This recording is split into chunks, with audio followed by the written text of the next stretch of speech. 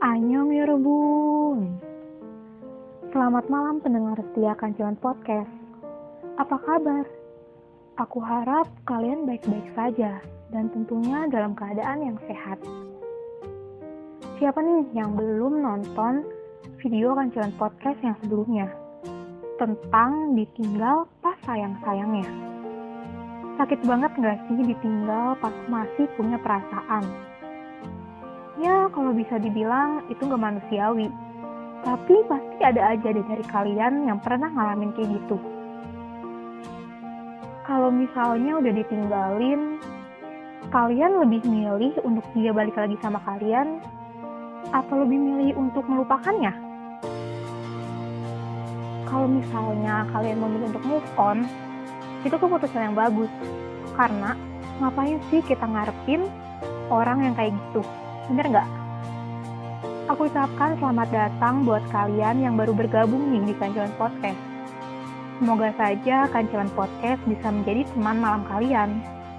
Jadi nggak perlu takut deh, aduh malam aku mau ngapain ya, aku bosen banget. Kenapa aku nggak bisa tidur? Mending play semua episode Kancilan Podcast. Ya nggak semua juga sih, bertahap. Dan semoga aja setelah kalian dengerin videonya, kalian bisa tidur dan tentunya nggak pernah ngerasa sendiri. Ya nggak sih? Kesempatan kali ini aku mau bahas tentang move on. Gak mungkiri dari ditinggal pas sayang-sayangnya. Setelah kalian putus, juga pasti mau move on kan? Atau mungkin masih nungguin doi buat kalian balikan. Jangan sampai ya, karena kesalahan itu pasti bakal terulang. Ya walaupun itu gak berlaku buat semua orang, tapi aku percaya. Jadi menurut buku yang gue baca, gue dapet buku itu dari Pinkan C.D. Rumondor. Judulnya tuh gini, bukan move on biasa. Jadi dari judulnya aja tuh penasaran banget gak sih? Pembaca tuh dibuat kayak penasaran, loh terus kalau misalnya bukan move on biasa, move onnya kayak gimana? Itu kan? Nah, di sini ada dari quotes dari penulis skenarionya, Dina Esnur. Proses menemukan cinta tak hanya butuh keberanian, namun juga butuh keahlian untuk sembuh dari luka masa lalu. Buku ini akan menjadi teman sekaligus terapis terbaik untuk kamu, agar bisa move on dan punya cinta yang baru lebih baik.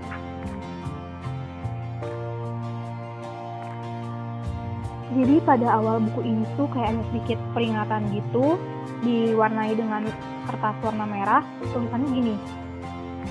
Buku ini khusus untuk kamu yang ingin move on, bukan untuk kamu yang masih ingin balikan dengan mantan pacar. Ingat ya pendengar, bukan ingin balikan dengan mantan pacar. Jadi sebelumnya, kalian tahu gak sih apa itu move on? Move on itu ditandai dengan berkurangnya perasaan dan pikiran negatif tentang putus cinta dan mengingatnya pertumbuhan pribadi seseorang. Kalau misalnya kalian masih ingat mantan kalian, tandanya kalian belum move on. Oke, nyampe kan dari situ? Nah, biasanya kalau misalnya kalian putus gitu kan kayak, duh gue gak tahu gue pengen kemana, gue ngapain ya, tujuan gue kok gak jelas kayak gini.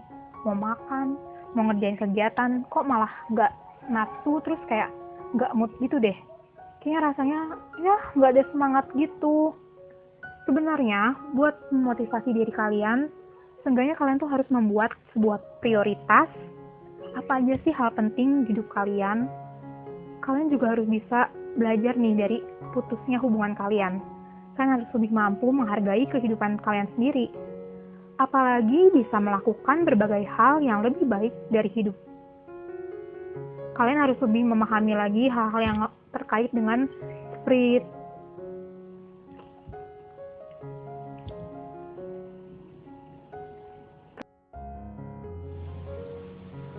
Kalian juga harus lebih memahami tentang hal-hal yang terkait dengan spiritualitas.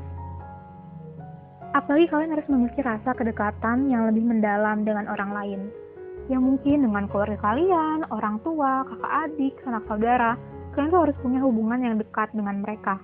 Karena orang pertama yang akan selalu ada itu pasti keluarga kan, bukan pacar lu atau temen lu, ya nggak sih?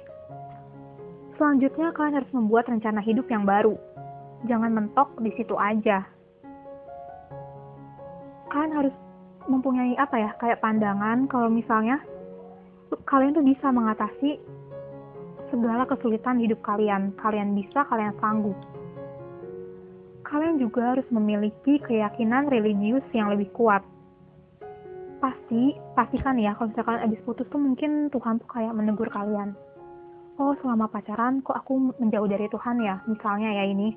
Buat kalian yang merasa kayak gitu, coba deh perbaiki hubungan kalian dengan Tuhan juga. Apalagi nih ya, kalian harus tahu kalau misalnya apa yang kalian pikirkan itu jauh lebih kuat. Kalau misalnya nih, kalian sedang berpikir ini, berpikir itu, pasti kalian minta nasihat dari orang lain kan? Kalian tuh harus bisa belajar untuk menyadari kalau misalnya nasihat teman kalian itu baik gitu kan, bisa kalian coba, bisa kalian terapkan, sehingga kalian tuh bisa 100% move on dari dia. Oke.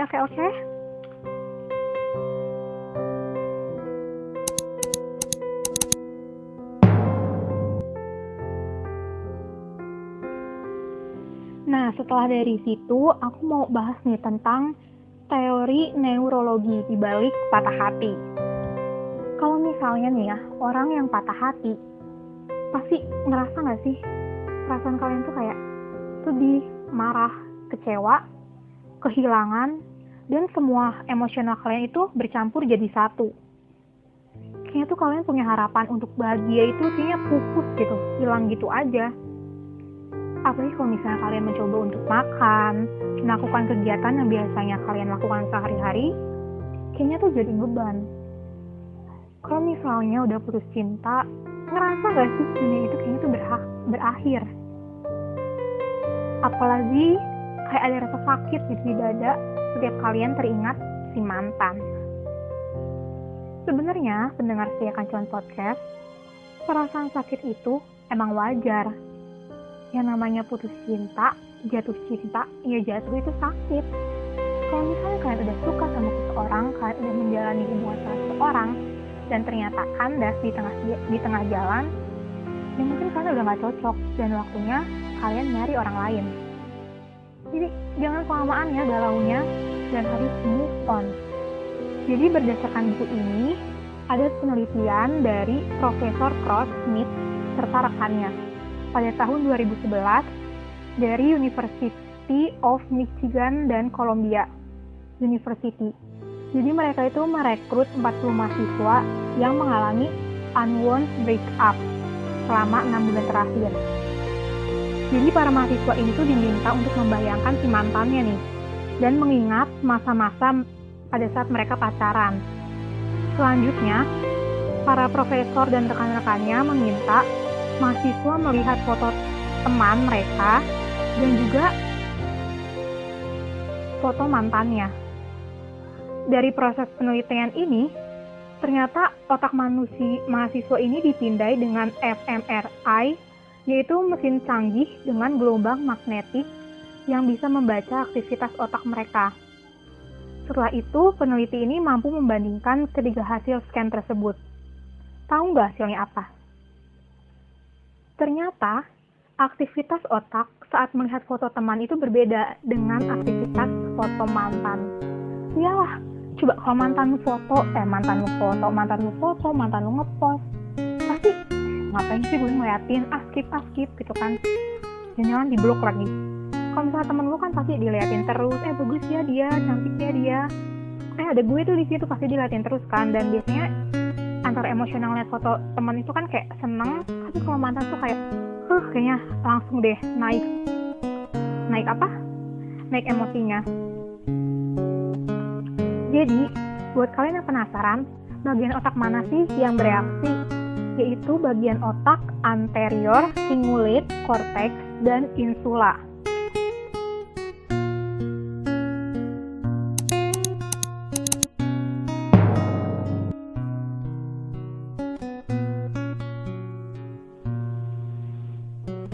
Dan ternyata sebelum mereka ini, peneliti lain juga udah lebih dahulu nih melakukan penelitian di atas. Peneliti lain ini berusaha menjelaskan mengapa penolakan sosial seperti putus cinta mengakibatkan sulit rasanya untuk berpikir logis. Jadi buat kalian ya yang putus cinta, jangan terlalu cepat mengambil keputusan. Ya nggak sih? Karena jatuhnya kalian tuh malah jadi nyesel gitu nanti. Jangan sampai, jadi kalau mau ngambil sebuah keputusan itu diusahakan dengan kepala yang dingin ya, dengan emosi yang stabil. Oke?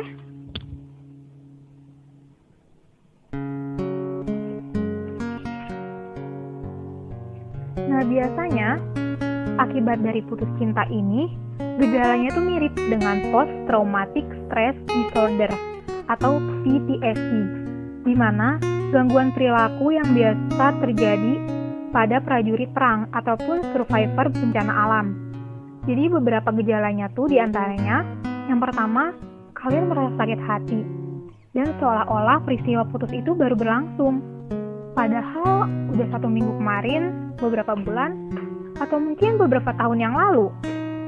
Yang kedua, munculnya perasaan sedih saat mendengar lagu jadian, melewati tempat kencan favorit bersama mantan, ataupun aroma parfum mantan nih, dan kenangan-kenangan lain yang bisa membangkitkan memori kalian bersama dia. Dan yang terakhir, kalian itu harus berusaha untuk menghindari kegiatan ataupun tempat yang memicu memori-memori kalian bersama si mantan itu kembali teringat.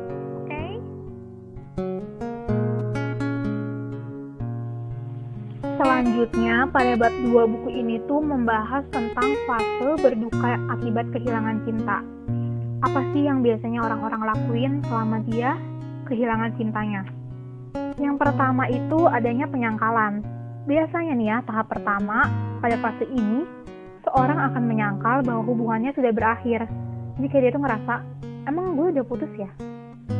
Jadi kebanyakan ya orang yang putus cinta itu merasa dia itu belum bisa menerima kenyataan. Yang kedua itu, fasenya itu mereka marah gitu. Timbulnya pertanyaan, kalau misalnya ada orang yang bertanya tentang entah itu mantannya, lu masih sama si dia? Ya, mereka tuh kayak emosinya itu langsung naik. Ya kasarnya mah senggol bacok gitu. Yang ketiga itu adanya menawar. Biasanya gini, fase ini seorang udah meninggalkan nih kemarahannya dan mereka lebih memilih strategi lain. Biasanya dengan perubahan perilaku ke arah yang lebih baik. Misalnya gini, kalian berdoakan kepada Tuhan, semoga kalau misalnya aku lebih dekat sama Tuhan, aku bisa balikan sama dia. Itu kan salah kan? Masa kayak gitu? Harusnya kan doanya tuh semoga bisa menemukan pasangan yang lebih baik lagi. Dan tahap keempat itu biasanya kalian mulai depresi. Ya nggak sih? Depresi, kalian menyadari kalau misalnya nggak ada yang bisa kalian lakuin untuk menghindari patah hati. Setiap orang punya fase depresi yang berbeda-beda. Mungkin ada yang cuma seminggu, 2 minggu, atau mungkin berbulan-bulan. Ada juga mungkin yang bertahun-tahun ya. Itu mah kayaknya belum berusaha untuk move on. Biasanya nih ya, Kalau misalnya kalian ngerasa depresi, ada ciri-cirinya nih. Jangan sampai berlangsung lebih dari 2 minggu. Ciri-cirinya kayak gini. Merasa susah bergerak, kayaknya tuh mager banget, pengen tuh seharian di kamar. Ngerasa gak bergairah sepanjang hari, merasa gak berharga, dan menyalahkan diri sendiri. Kayak, kok dia bikin gue ya? Gue kenapa ya? Emangnya gue buat dia gak nyaman lah, atau timbullah pikiran negatif gitu kan dari diri kalian. Selanjutnya, biasanya kalau misalnya kalian ngerasa depresi, tidurnya lebih banyak, ataupun malah susah tidur. Apalagi nih kalau udah depresi, kayaknya tuh naik ataupun turunnya berat badan itu gampang banget. Selera makan tuh kayaknya tuh ya nggak bisa direncanakan, kadang banyak, kadang sedikit. Apalagi kalau misalnya kalian ngerasa depresi, suka ngerasa sulit berkonsentrasi nggak sih? Kayaknya mengambil keputusan itu susah gitu. Kayaknya berpikirnya tuh keruh, nggak jernih. Dan yang terakhir, merasa nggak ada harapan. Ataupun jangan sampai nih ya kalian mikir, kalau gue nggak sama dia, gue mau bunuh diri aja. Jangan sampai kayak gitu. Sumpah itu kekanak-kanakan. Dan tahap yang terakhir ini, yaitu tahap penerimaan. Dimana ketika kalian merasa terlalu lemah ataupun kalian udah capek gitu sama semua ini, kalian merasa berdamai dengan waktu untuk memulai kegiatan baru. Kalian merasa kalau ya udah gue pengen coba kehidupan baru tanpa dia. Kalian mulai mengatur nih strategi hidup apa yang boleh kalian lakukan. Sebenarnya pengalaman menyakitkan itu bisa diambil dari pelajarannya, sehingga menimbulkan sebuah paradigma baru, nilai yang baru, prioritas yang baru juga. Kalian wajib banget untuk berdamai dengan diri sendiri dan menerima kenyataan bahwa pengalaman putus itu ya sudah terjadi dan tentunya nggak bisa diubah. Biasanya kalau misalnya kalian yang udah hampir berhasil nih ya dari tahap move on, kalian tuh mulai tersenyum gitu saat teringat mantan. Jadi lebih memperhatikan kebutuhan sendiri. Udah bisa berkata, ya aku bersyukur gitu putus dari dia. Ternyata aku bisa lebih berkembang tanpa dia. Ya nggak sih? So, take your time readers. You're not alone in this. Jadi itu quote dari buku ini. Dan di tahap yang ketiga ataupun bab ketiga ini ada salah satu quote. Untuk sembuh pun ada proses yang harus dijalani. Langkah pertama adalah menerima bahwa rasa sakit itu ada. Pada bab ketiga ini membahas tentang langkah-langkah bangkit dari kehilangan.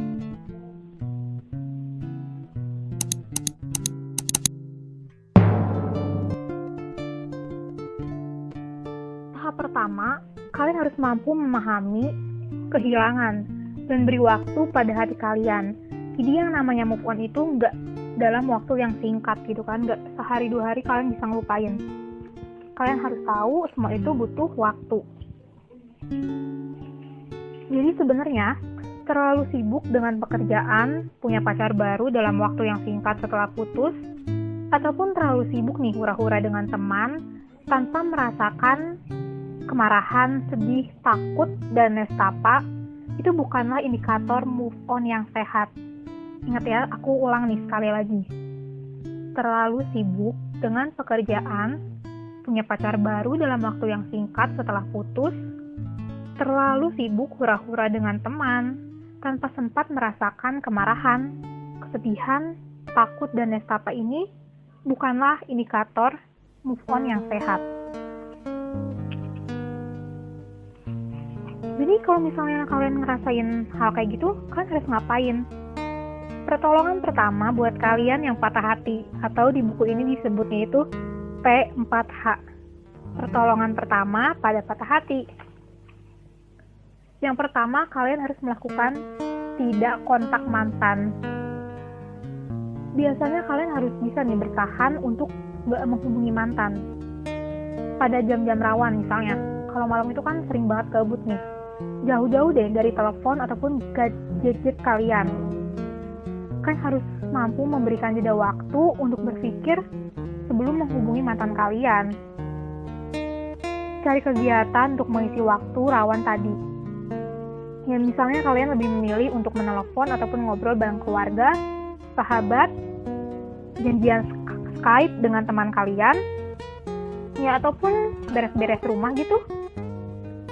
Kalau misalnya nih ya, dari kedua cara tadi itu belum berhasil, tulis deh hal-hal yang kamu pengen bilang ke mantan, dan bisa dikirim ke email kamu sendiri. Ingat ya, kirim ke emailmu sendiri. Jangan malah kirim ke mantan, nanti kesannya kamu ngajak balikan. Yang kedua, adanya kegiatan menulis jurnal harian. Biasanya kalau misalnya kalian lagi kangen, marah, sedih, ataupun merasa kehilangan sosok mantan, mending nulis deh perasaan kalian itu dalam sebuah jurnal harian. Jangan malah kayak ngepost story di IG gitu kan, atau di WhatsApp, kayak kesannya nanti si mantan lihat dan oh dia lagi galau nih, dia nggak bisa move on dari gue. Malah nanti mantan kalian kayak ngerasa seneng gitu kan, kayak ya ampun dia ternyata nyesel ya gitu putus dari gue ataupun gimana. Jadi lebih baik perasaan kalian itu ya kalian yang tahu sendiri, jangan diumbar. Manfaat dari menulis jurnal harian itu ya, kalian tuh bisa merasakan lega karena kalian tuh bisa mengungkapkan unek-unek kalian. Kalian juga bisa tahu nih titik kelemahan saya itu di mana sih. Apalagi dengan menulis hal yang positif setelah kalian putus, perasaan kalian tuh merasa lebih nyaman.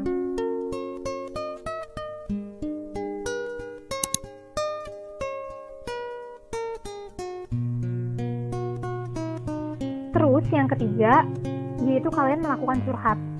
Mungkin curhat ini sudah biasa kalian lakukan, apalagi ketika perasaan kalian itu sedang menyerang nih ya, perasaan negatif kalian, dan kalian memilih untuk cerita ke orang-orang terdekat kalian.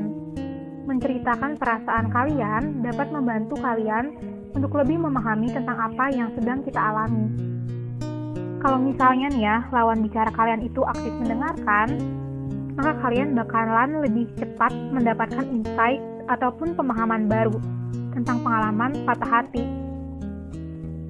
Ya biasanya sih, kalau misalnya kalian curhatnya ke sahabat yang satu gender, itu kalian bisa menerima pendapat kalian itu dengan keadaan yang netral.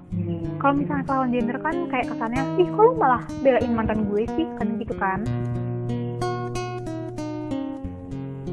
Ternyata kalau misalnya kalian curhat ke psikolog pun bukan berarti kalian gila. Kalian itu normal, cuma lagi ada masalah. Semua itu punya masalah sendiri-sendiri, jadi tenang aja. Keempat, yaitu menangis. Kalau misalnya perasaan kalian lagi sedih banget, ya udah luapin aja gitu, nangis ya nangis. Jangan sampai kalian tahan tuh tangisan. Keluarkan saja supaya kalian merasa lega. Kalau misalnya nih ya, kamu yang nggak terdorong untuk menangis, bukan berarti kalian harus maksa juga. Jujurlah dengan apa yang kalian rasakan, dan semuanya itu nggak bisa dipaksa, dan juga nggak bisa ditahan. Kalau misalnya para laki nih menangis, bukan berarti kalian lemah kok. Menangis itu ekspresi emosi yang wajar banget. Kalau misalnya kalian pengen nangis sendirian, ya cari tempat yang nyaman buat kamu. Jadi itu beberapa tahap yang bisa kalian lakukan ya, supaya perasaan kalian cepat lega dan membuat mood kalian itu menjadi lebih baik lagi. Jadi wajib banget ya kalian itu coba. Sebenarnya masih banyak sih tahap-tahap yang lainnya, kayak mandi shower, makan coklat, victory pose. Biasanya kalau victory pose tuh kayak kalian untuk membungkuk dan menduduk, jadi membuat diri kalian tuh menjadi lebih percaya diri lagi. Selanjutnya ada do not forget to take care of yourself. Jadi kalian tuh jangan sampai terlalu rapuh gitu kan dalam waktu yang lama. Kalian harus peduli sama diri kalian. Kalau misalnya tadi kan kayak jangka pendeknya gitu kan, ada juga nih jangka panjangnya yang dibahas, tapi aku bakalan baca sekilas-sekilas aja ya. Kayak automatic strokes and error of thinking. Jadi biasanya kalian itu adanya apa ya, pikiran yang otomatis muncul gitu di kepala kalian ketika orang lain tuh berkomentar tentang hal-hal yang berbau mantan kalian. Abis itu ya kalian tuh setelah ini kayak ngerasa lebih minder gitu kan, merasa nggak percaya diri. Adanya juga kalau di dalam jangka panjang ini kalian merasa blowing things up, yaitu kalian merasa ya melebih-lebihkan hal yang negatif. Misalnya semua itu ya bakalan sama, ataupun kan ngerasa ya ngapain sih gue deket sama si ini gitu, misalnya oh dia juga kayak sama deh kayak mantan gue, dia kan temennya gitu. Kalian terlalu lebih-lebihkan hal-hal yang jadinya tuh berbau negatif gitu. Adanya juga predicting value, yaitu dimana kalian tuh merasa kalian tuh mampu nih membaca pikiran. Kayaknya saya tahu deh dia nggak suka sama saya, jadi setelah kalian berusaha untuk membuka hati buat orang lain, kayaknya kalian tuh udah mikir nih, dia suka nggak sih sama saya gitu kan. Kalian terlalu meramalkan sebuah kejadian ataupun keputusan yang belum tentu gitu, itu bakalan bener. Terus biasanya tuh kalian mikirnya tuh pakai otak kan, sekarang kalian lebih seringnya tuh mikirnya pakai perasaan, sehingga perasaan kalian itu semakin kuat dan membuat kalian yang berpikir ini mampu melihat sebuah peristiwa itu secara lebih jelas. Jadi nggak salah kalau misalnya perempuan lebih menggunakan perasaan mereka ataupun emotional reasoningnya. Dan yang terakhir itu adalah setting yourself up to fail, merencanakan kegagalan. Jadi biasanya kalau kalian udah merasa putus cinta nih ya, saya nggak pacaran deh sama dia, seharusnya saya nolak dia aja, kenapa sih saya nerima dia, pasti kayak ada beberapa bentuk penyesalan. Jadi pendengar setia Kancelan Podcast, untuk memaksakan diri menjadi lebih kuat hanya akan membuat diri kalian sendiri itu kecewa, karena nggak bisa menjadi kuat dengan segera. Semuanya itu butuh proses. Ingat ya, semuanya butuh proses.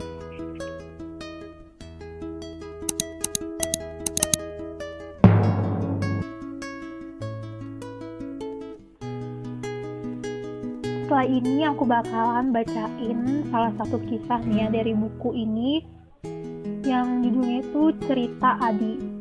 Kita mulai ya. Sebut saja namanya Adi, seorang karyawan swasta berusia 25 tahun. Selain bekerja sebagai bisnis developer, saat ini dia juga sedang membangun bisnis startup-nya di bidang rekrutmen bersama beberapa temannya. Apa sih yang istimewa dari Adi? Setahun yang lalu, tepatnya akhir tahun 2014, pria ini putus dari hubungan yang sudah dia jalani bersama pacarnya. Ya, selama 6 tahun.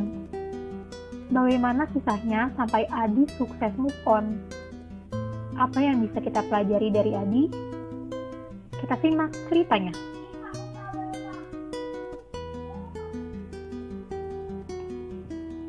Awal hubungan Adi dengan Della sudah terjalin sejak mereka berusia 18 tahun. Saat mereka masih memakai putih abu-abu. Meski berbeda SMA, mereka dikenal oleh seorang teman di sebuah lomba futsal. Setelah dekat sekitar 4 bulan, mereka pun menjalin hubungan pacaran. Selama pacaran, mereka sangat sering menghabiskan waktu bersama. Sejak kuliah sering pulang dan juga pergi bareng. Malah menurut Adi, semakin lama Della semakin bergantung pada dirinya. Sampai-sampai waktu mereka kuliah dan membuat tugas akhir, Adilah yang mengerjakan tugas akhir Della. Pola ini terus berlanjut sampai mereka berdua mulai kerja. Hampir setiap hari, Adi mengantar jemput Della di kantor. Lalu makan malam bareng, dan sebelum pulang ke rumah, mereka selalu melakukan hal tersebut. Di tahun kelima, hubungan mereka ini sebenarnya udah ada rencana nih antara Adi dan Della untuk mereka bertunangan. Tapi karena satu hal yang lain, mereka ini mengurungkan niatnya. Walaupun begitu, hubungan mereka ini sudah serius. Adi dan Della sudah saling mengenal keluarga besar mereka masing-masing. Makin lama, Adi pun merasa campur tangan orang tua Della yang memintanya S2. Bahkan memiliki emas untuk investasi, dan saking seriusnya, mereka pun sudah berkomitmen untuk mencicil apartemen bersama. Hingga pada suatu hari di tahun kelima, keenam, Della bilang ingin vakum dari hubungan tersebut. Ya, alasannya dia bilang dia butuh waktu untuk sendiri, karena sedang jenuh dengan hubungan yang ia jalani. Awalnya Adi kaget dan gak bisa menerima alasan Della. Dia gak bisa memahami logika berpikir Della yang ingin memutuskan kontak dengan dia sama sekali. 1 bulan pertama, Adi merasa marah, kesal, tapi gak bisa berbuat apa-apa. Muncul di pikirannya, apa sih salah gue? Padahal Adi merasa sudah cukup setia, perhatian, dan menuruti kemauan Della. Di akhirnya, mengiyakan keinginan Della dan membiarkan hubungannya menggantung. 1 bulan berlalu, 2 bulan, sampai 4 bulan. Belum juga ada tanda-tanda dari Della ingin kembali kepada hubungan mereka. Sementara itu, Adi menjalani hidup yang kosong, karena biasanya dia selalu ditemani dengan Della. Namun, Adi terus berusaha enggak melirik wanita lain. Apalagi di masa break-nya itu, Adi baru pindah ke kantor baru dan mengalami masalah di sana. Dia juga sedang berusaha menyelesaikan tesis S2. Semua itu dia hadapi sendiri tanpa Della di sampingnya. Akhirnya dia fokus ke pekerjaannya. Bahkan, dia cenderung melarikan diri ke pekerjaannya. Mengambil lebih banyak side job, sampai akhirnya dia kurang tidur. Sementara itu, dia tahu kalau Della sering keluar bareng temannya. Memang gak pernah berdua, selalu bertiga dengan 1 teman laki-laki dan teman perempuannya. Tapi, Adi mulai merasa aneh melihat kedekatan Della dengan teman laki-lakinya itu. Akhirnya di bulan keempat masa vakum, Adi mulai mengevaluasi hubungannya dengan Della. Adi mengakui kehilangan sosok Della, kehilangan kebiasaan dan kebersamaan mereka. Dia masih sayang dengan Della, masih ingin berkomitmen untuk melanjutkan hubungan mereka ke jenjang yang selanjutnya. Bahkan kalau masalah mereka berhasil diselesaikan, Adi akan segera melamar Della. Di sisi lain, dia mungkin melihat ketidakcocokan antara mereka berdua. Dan hal lain dari keluarga Della yang kurang sreg bagi Adi. Akhirnya selama 4 bulan berikutnya, Adi mempertimbangkan untuk putus. Semakin lama, semakin banyak alasan buat putus, meski bukan tanpa konsekuensi. Beberapa hal yang bikin Adi berat untuk putus adalah rasa ogah menghadapi pertanyaan dari keluarga besar dan juga teman dekatnya. Dia bingung untuk membagi investasi apartemen bersama. Adi pun mulai membayangkan apa yang akan terjadi kalau misalnya dia menikah dengan Della. Lalu menimbang-nimbang efek dari ketidakmungkinan itu. Kesimpulannya, dia melihat bahwa kalau melanjutkan hubungan, dia mungkin bakalan semakin terkekang oleh aturan keluarga Della, sehingga kesusahan menjalani hidup yang dia inginkan. Misalnya, Adi lebih senang bekerja dan juga membuka usaha daripada melanjutkan sekolah. Akhirnya Adi berpikir kalau hubungan ini teruskan, mungkin dia akan mengalami lebih banyak korban. Dia bahkan lebih banyak untuk berkorban. Dalam masa perenungan itu, rasa sayang Adi terhadap dirinya sendiri mulai tumbuh. Dia merasa siap dengan segala konsekuensi putus.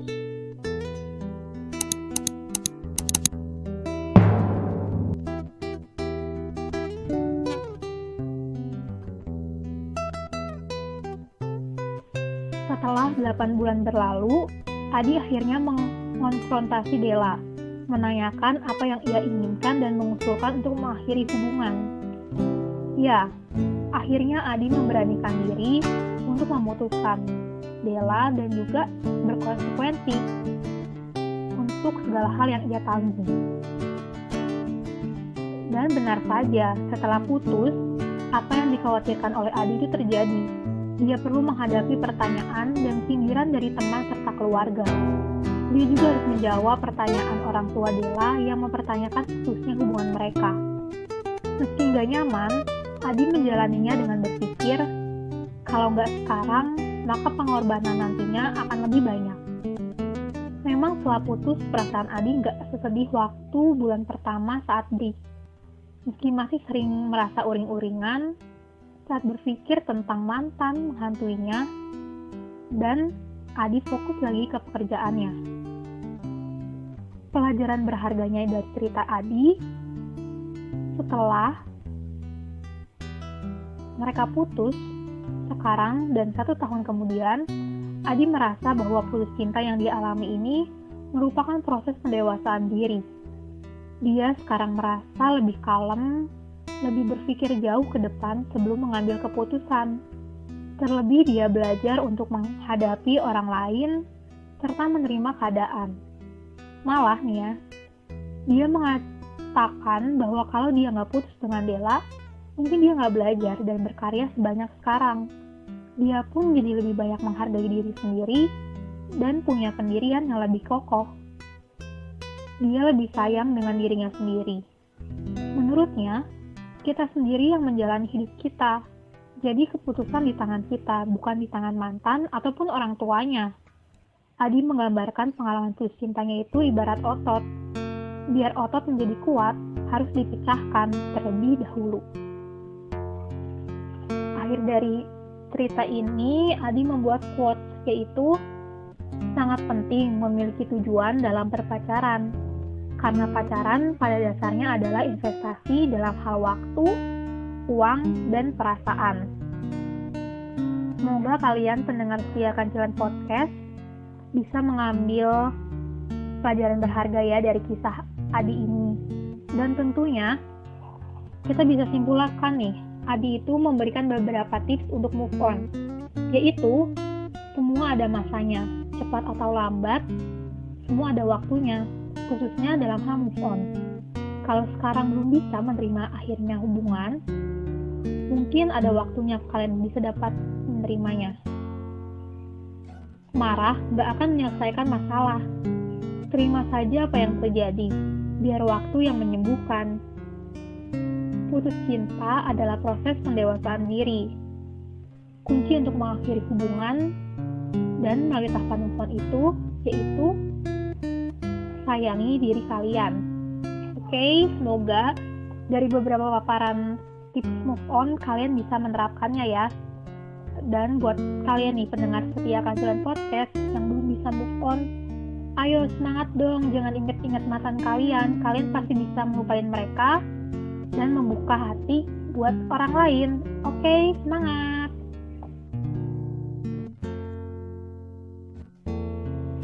Mungkin segitu aja yang bisa gue paparkan. Semoga dari buku karangan Pinkan Si Biru Mondor yang judulnya Bukan Move On Biasa ini bisa membuat kalian untuk 100% bisa move on dari mantan. Ingat ya, move on bukan balikan. Jangan lupa ya kalian laksanain. Kalau misalnya berhasil, kalian bisa komen di entah itu di YouTube ataupun di channel YouTube dan juga di Instagram @kcl_podcast. Mungkin masih yang belum pede gitu kan, kayak gue pengen cerita nih tapi beneran gak sih, boleh gak sih gitu, kayak DM ceritanya gitu. Gak usah malu-malu, kalian langsung aja kirim share cerita kalian di Instagram Kancilan Podcast @kcl_podcast, dan pasti aku respon. Oke, yang belum follow juga follow ya. Thank you banget yang udah gabung pada malam hari ini. Sampai jumpa di video selanjutnya. Bye bye.